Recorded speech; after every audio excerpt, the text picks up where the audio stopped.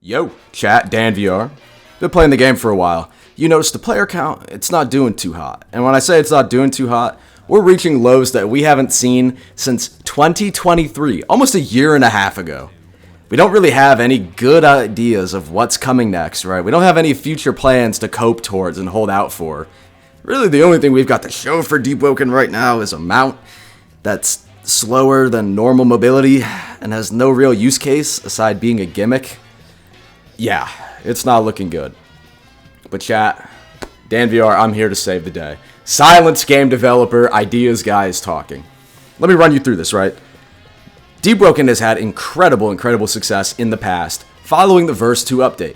Now, if I told you what made Verse 2 so great, what about the Layer 2 update was incredible? I bet a lot of you would say Layer 2, the dungeon itself. We're looking at the game with rose-tinted glasses. After not even 2 or 3 weeks, the experienced players, man, were already done with Layer 2. You could run that shit blindfolded echolocating. It was boring, it was linear. Layer 2, the dungeon itself, is not what saved the game. It's not what got people excited. What fixed everything, what changed Deepwoken forever and added hours upon hours of replayability was the addition of shrines and of knowledge.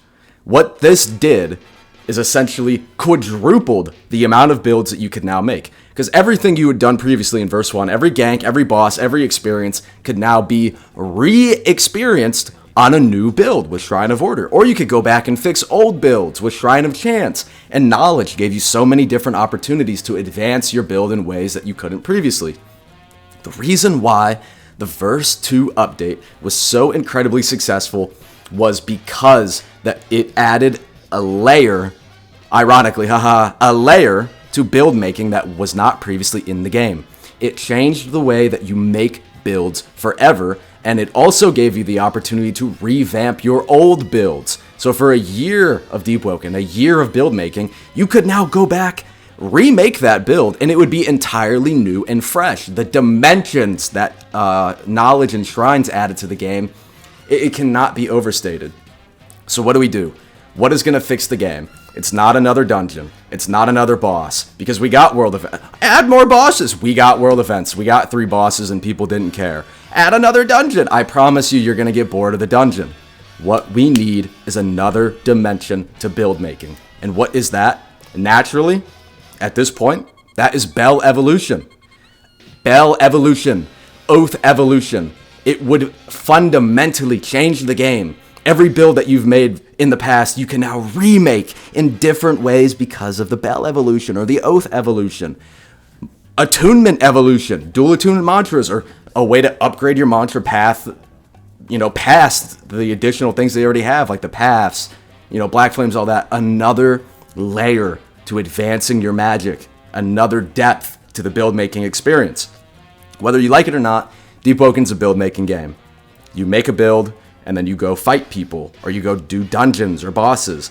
And after a while, you get bored of that. So you start theory crafting the next build, which is fundamentally better in some incremental way. And then you go back and do all the old shit you've already done, but you're on a new build. So it's new, and you're a little bit stronger. You just repeat the process over and over and over. Oh, I'm bad at PvP, I make a new God build. Nah, this is going to get me Godseeker. Okay, it didn't get me Godseeker, but now I can make an even better build. That is the gameplay loop.